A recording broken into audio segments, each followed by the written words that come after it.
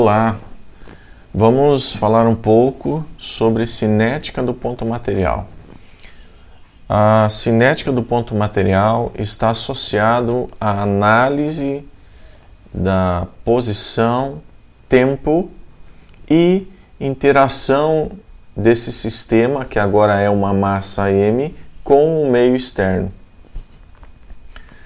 Então, ao contrário do que nós vimos vendo até então, onde a gente apenas analisava a trajetória de um ponto material, né, só estava interessado em x no tempo t, nós vamos agora fazer uma análise com x no tempo t, mas também como que essa massa M interage com o meio externo. Se o meio externo provocar aqui uma força, uma ação externa sobre essa massa, como que essa massa aqui vai reagir?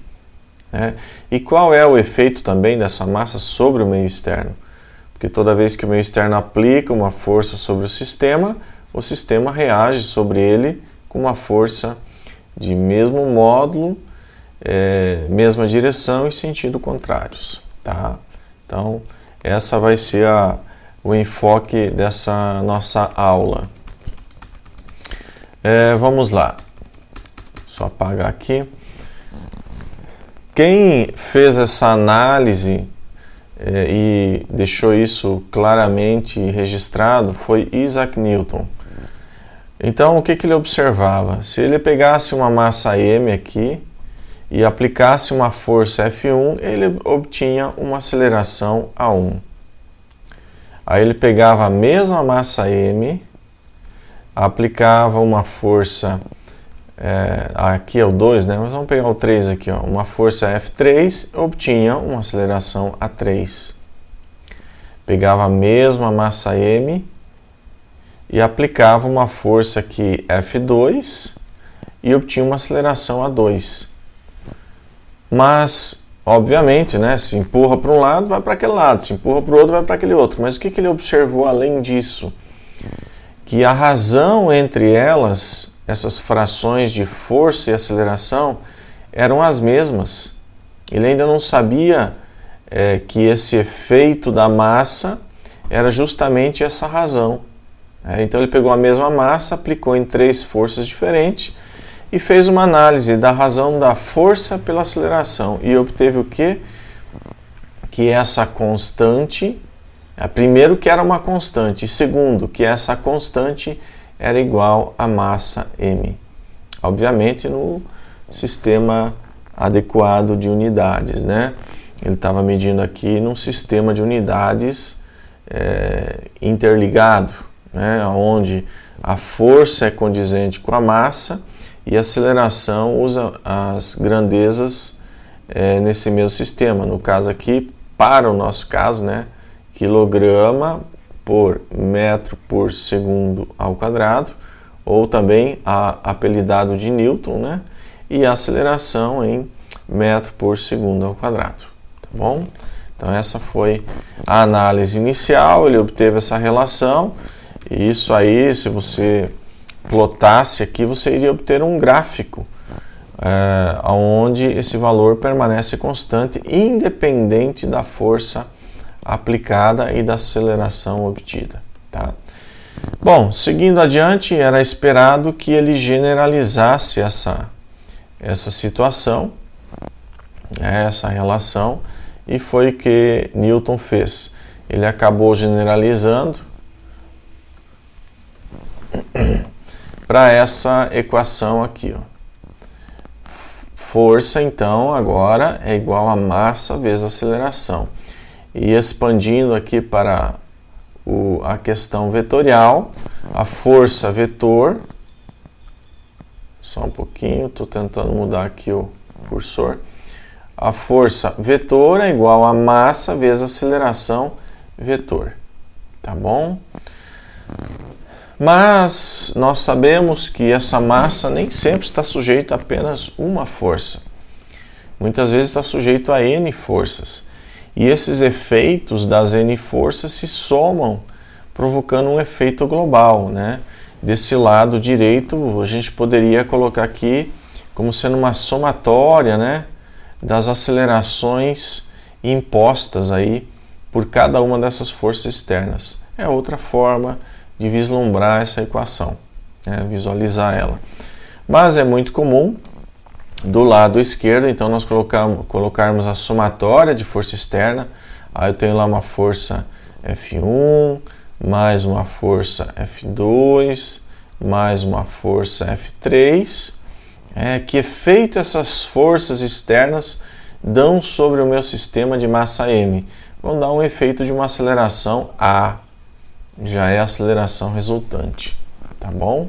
Então é comum aparecer dessa forma e particularmente eu prefiro nesse formato porque você olha sempre um sistema e um meio externo, né?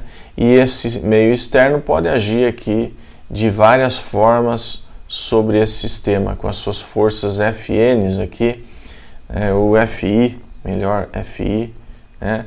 F1, F2, F3. E esse sistema vai reagir. Então, vamos mudar a cor. Ó. Essa parcela aqui, ó, é o sistema reagindo. Pertence ao sistema. E essa parcela em azul, essa parcela aqui, é o meio externo agindo sobre o sistema. Então, por um lado, o meio externo age, por outro lado, o sistema reage. Tá? Então, em azul, o meio externo age sobre o sistema e em verde, o sistema reage sobre o meio externo. Então, é como se isso aqui fosse uma reação inercial do sistema. Tá ok? Vamos tirar essas anotações maiores aí. E assim, então, se concretiza a equação bastante utilizada, que é a segunda lei de Newton. Somatória de forças externas é igual a MA. Né? Vamos deixar aqui anotadinho essa nossa observação aqui. Ok. Seguindo adiante, uma análise de unidades. Né? Essa equação aqui foi concebida com um sistema de unidades. Né? E ela tem uma coerência de massa, metro e segundo, né? Massa, deslocamento e tempo. Até o momento, né? Até antes dessa aula, nós falávamos praticamente somente de x e de t. Agora nós estamos falando de massa. Nós apenas acrescentamos uma grandeza aqui. Só que esse acréscimo dessa grandeza vai multiplicar as possibilidades de análise de problemas. Até então as nossas possibilidades eram bem reduzidas. A gente só podia observar uma trajetória no tempo. Nós não tínhamos uma interação do meio externo com o sistema. A única interação que a gente viu com solidez foi a aceleração da gravidade, né? Que independente da massa analisada, sempre nós tínhamos um comportamento similar. A aceleração da gravidade era praticamente idêntica em todas as situações, né? Com pequeníssimas variações. Agora não. Agora eu posso ter um outro meio aqui agindo sobre o meu sistema. Agora eu tenho um meio externo empurrando uma massa. Então é isso aqui que nós estamos agregando ao nosso problema. E com isso nós temos não só a ação, mas também a reação desse meio. Né? Nós temos agora a quantidade de movimento, que é o que? É uma massa M. É uma massa M que está numa velocidade v. Isso aqui é uma quantia de movimento. Você olha assim e diz, mas o que é a quantidade de movimento? É isso que está posto aqui. Ó. Se tu tem uma massa pequena numa grande velocidade, te dá uma sensação de grande quantia de movimento. Se tu tem uma massa pequena numa pequena velocidade, pequena quantidade de movimento. Mas se tu tem uma massa muito grande numa pequena velocidade, também te dá uma sensação de grande quantia de movimento. Porque você vê que aquele negócio é um monstro, né? Então existe agora essa grandeza embutida, que é uma grandeza que ao observarmos nós percebemos ela. É essa grandeza massa e velocidade, que nós vamos logo ver que é a nossa quantidade de movimento. E assim sendo, observando aqui a análise de unidades, então nós temos que a força é dada por massa vezes aceleração. Né? Esse produto aqui. Da onde veio isso? Ora, da análise de Newton. Né? Newton fez essa análise. Ele manteve uma coerência aqui de força e de aceleração. E possivelmente essa força ela estava sendo medida aí através de blocos dependurados em cabos, né? Então ele tinha as massas bem definidas e com isso ele conseguiu fazer essa relação excelente aqui, ó, de quilo metro por segundo ao quadrado, que é o nosso Newton, tá ok? Para finalizar, ó, resumindo, né? A regra é a seguinte: se tu tem uma massa de 1 kg sujeito a 1 newton, você vai obter uma aceleração sobre ela de 1 metro por segundo ao quadrado. Tá? 1 newton aqui vai dar aproximadamente 0,1 kg força. Seria 100 gramas dependurados aí num cabo, né? Tracionando através de roldanas esse bloco aqui. Obviamente tirando os atritos ou minimizando os devidos atritos. Então isso aqui é uma regra, repetindo, 1 newton é a força necessária para acelerar uma massa de 1 kg a uma velocidade de 1 metro por segundo ao quadrado, ok? Então vamos para a próxima.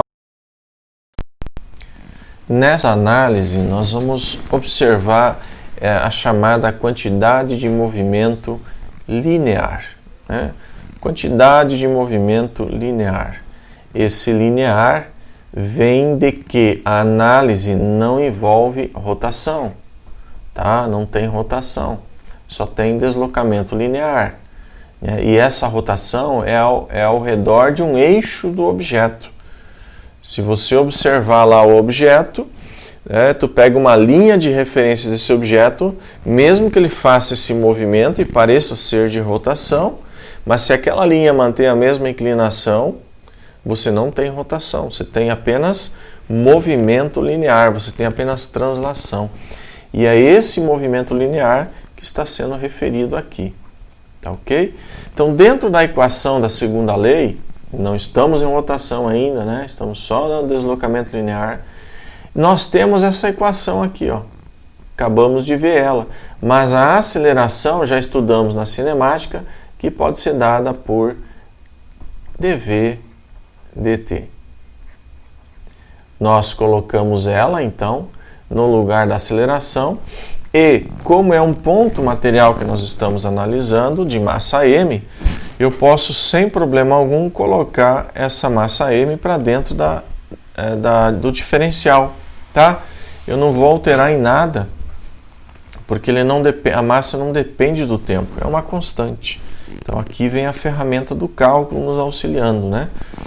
E agora então eu tenho que somatório de força externa é d dt de mv, né? Isso aqui aqui está mais na forma de diferencial, né? Como se fosse um delta v, né?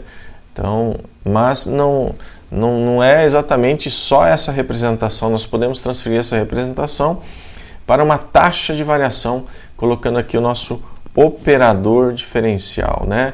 Um ddt é um operador diferencial sobre um operando aqui, né? Então, quem é o operando? É o mv, tá? Então, esse mv ele vai ser chamado, de agora em diante, de quantidade de movimento linear. É o nosso L, tá bom? Vem de linear. Então, massa vezes a velocidade do objeto, você tem essa grandeza chamada quantidade de movimento linear. Então veja, não é que você está modificando a sua análise da segunda lei. Você não está modificando. Você apenas está olhando por outro ângulo.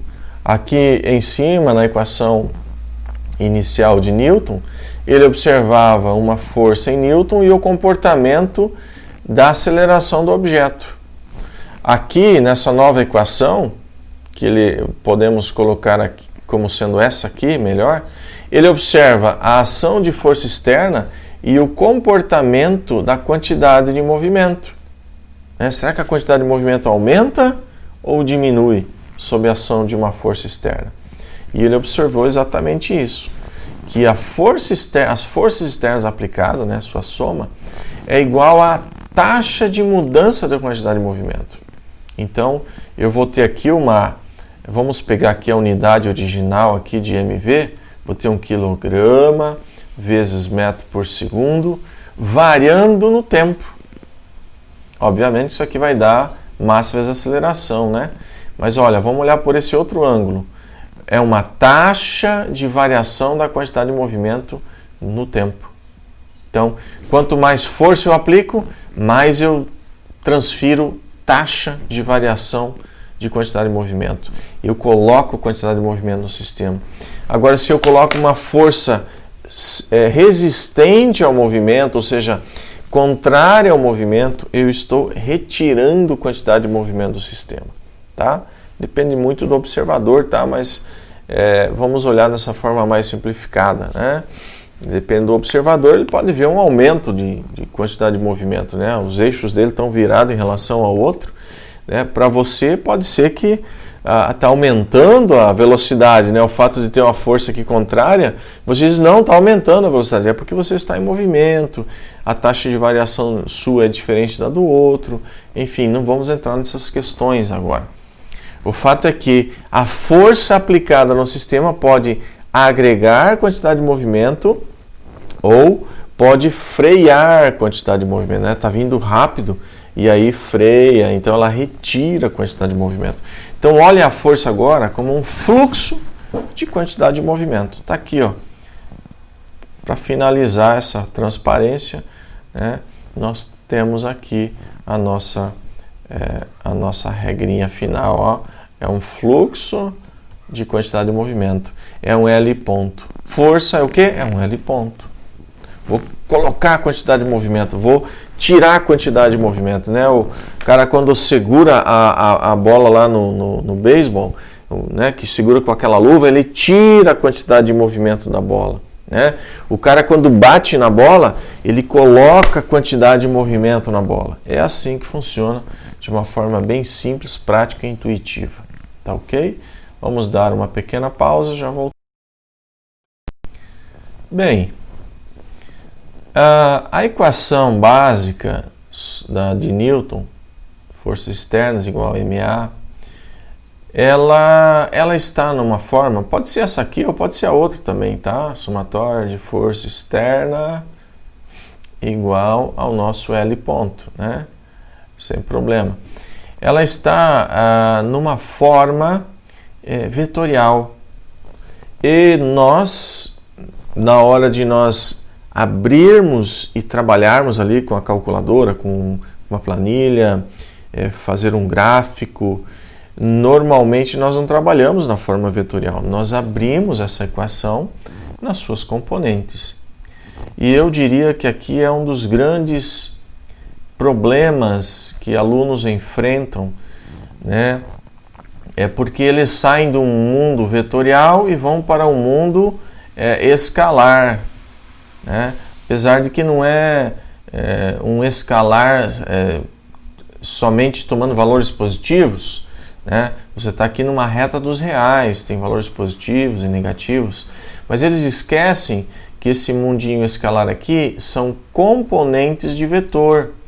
Então lá eu tinha uma fx, uma fy, uma fz do lado esquerdo, né? E do lado direito eu tenho uma lx ponto, uma ly ponto e uma lz ponto.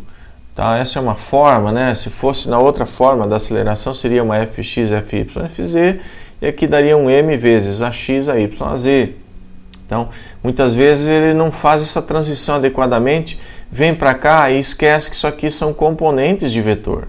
São componentes de vetor e tem sinal.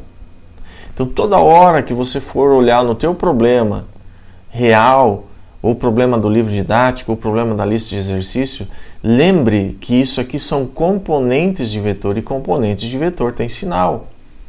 Pode ser para a direita, para a esquerda, para cima, para baixo, para frente, para trás, você tem sinal. Então essa é a primeiro alerta que eu tenho a fazer a respeito. Então, tirando isso, a coisa é bastante simples. E nós saímos de um mundinho vetorial e vamos para um mundo de componentes de vetor, um mundinho escalar, onde agora eu vou analisar direções específicas. Tá? Nesse momento, se desligue daquela equação original e olhe só nas direções. Eu tenho força em x? Ou, se for o caso, alguma aceleração, vai ter aceleração em x.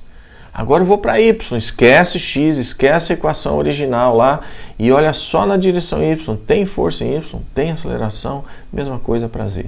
Tá bom? E aí você pode generalizar essa forma aqui, né?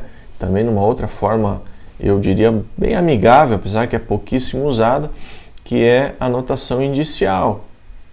Você tem aqui, ó, somatória das forças em I é igual a M a I. Eu acho bem melhor do que esse vetor aqui, porque aqui já está dizendo, esse I pode ser 1, 2 ou 3. 1 para x, 2 para y ou 3 para z. Né? E aí eu já imagino aqui para x, para y e para z. Aquela flechinha em cima às vezes descaracteriza um pouco o problema, né? Desvincula um pouco o problema real do matemático. Pelo menos essa é a impressão que eu tenho, tá? Então é outra maneira. Só que a mais usada mesmo é essa aqui, ó. Né? Essa aqui é a mais usada aí quando se trata de sistema cartesiano, tá bom? Mas, como nós já comentamos lá em movimentos curvilíneos, nós às vezes nos deparamos com problemas de complexidade de equações. E a gente pode muitas vezes simplificar essa complexidade adotando sistemas alternativos, como é o caso do sistema normal tangencial. Tá? Então, lá no sistema normal tangencial é um sistema plano. Eu vou olhar o movimento apenas de um ponto de vista, como se fosse um movimento no plano. Tá? E aí eu vou ter aqui uma direção tangencial e uma direção, tangencial aqui embaixo e normal aqui em cima. Né? Vamos mudar a cor aqui. Vamos pegar esse aqui. Então, nesse sistema, eu pego a minha análise, pode ser um movimento curvo qualquer, e eu tenho que detectar, ou pelo menos ter a geometria e saber aonde... Opa! Está um pouquinho extenso aqui, vamos mudar. Saber aonde está o raio dessa curvatura, pelo menos naquela região de análise, tá? Veja, você não precisa ser uma trajetória com raio constante, tá? Mas nessa pequena região aqui que você está analisando, aonde é o meu raio ρ? Localizar o centro C. Agora sim, agora eu posso fazer uma análise como sendo um sistema normal tangencial. Então aqui um vetorzinho unitário na direção tangencial, digamos que o movimento está sendo para cá, né? E um vetorzinho unitário apontando aqui para o centro. Esses dois vetores são o nosso E tangencial e o nosso E normal. Tá? Então, toda vez que eu for fazer análise utilizando esse sistema, essa aqui é a nossa massa M. Utilizando esse sistema, faltou o vetor aqui. Ok. Eu vou fazer análise nessas duas direções. Eu vou olhar para o movimento e vou observar, existe alguma força na direção tangente? Existe aceleração na direção tangente? Veja, eu estou olhando componentes de vetor. Meu vetor agora, força, vamos botar mais simplificado, né? Força F, é uma F normal, vezes a E normal, não precisaria ali do vetor aqui em cima, né? Mais uma F tangencial vezes uma E tangencial. Né? É essa análise. Então eu vou fazer balanço de força, vou fazer equilíbrio em normal e tangencial. Você vai olhar essas duas direções, olhando para a força e para a aceleração, olhando se a força é positiva ou negativa, se a aceleração é positiva ou negativa. Quando você sabe, você coloca o sinal. Quando você não sabe, você deixa positiva de preferência, né? E aí, ao final do resultado, se der o valor invertido do que você esperava, você corrige a sua equação, tá bom? Você tira suas conclusões ao final do cálculo. E essas componentes, vamos prosseguir, essas componentes aqui, ó, normal e tangencial, elas têm uma forma de cálculo. A tangencial é a taxa de variação da velocidade no tempo. Mas por que é direto sobre a velocidade? Porque é essa aceleração que interfere na velocidade. A velocidade mudou para lá, a aceleração está naquela direção. No sentido, não sei. Se for para lá está acelerando, se for para cá está freando. Mas aqui está na mesma direção, tá. Então sempre a aceleração acompanha a velocidade na sua direção.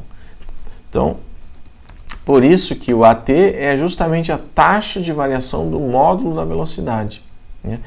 E o AN, ele muda a direção dessa velocidade. É a aceleração normal. Então a velocidade está para lá, o teu AN está aqui, ó. O AN, então ele vai, daqui a pouco essa velocidade vai estar para cá. Aí o teu AN, digamos, está para cá. Daqui a pouco essa velocidade está para cá. É o que acontece lá quando você pega um cordão e uma pedra na ponta e vai girar, né? Então, digamos que você parou de girar e aí o movimento continua, né? Então, o que acontece? Existe uma força central que provoca uma AN, sempre perpendicular à sua velocidade. E essa força constantemente está mudando o quê? A direção da velocidade. Constantemente mudando a direção da velocidade. Ok? Então, seria isso então para essa análise do sistema normal tangencial. Vamos dar mais uma paradinha, nós temos... Agora vamos falar sobre uma nova forma de observar a segunda lei. É a forma do equilíbrio dinâmico. Gosto muito dessa forma, pois ela nos remete à nossa equação de equilíbrio estático, né? Só que aqui agora chamado equilíbrio dinâmico, tá? Então às vezes a gente pensa assim, lá na estática é que tem equilíbrio, né? Aqui na dinâmica não tem. Tem também, né? Tem equilíbrio também. Afinal de contas, essa massa está parada, eu vou aplicar uma força, ela reage sobre essa força com mesma intensidade, mesmo sentido, mas direção contrária. Então existe uma ação e uma reação. Se você fizer a soma dessa ação e reação, dá zero. Então existe equilíbrio. Nós achamos que não está em equilíbrio porque tem movimento, tem uma aceleração, né? Mas não esse não é o jeito único de ver essa questão, tá bom? Existe um outro jeito, observar do lado de ação e reação. Então, olhando nesse ponto de vista, nós podemos pegar a equação original e separar ela aqui, aliás, escrevê-la de forma alternativa, trazendo esse MA para o lado esquerdo. E aí nós chamarmos isso aqui, ó, de uma força inercial.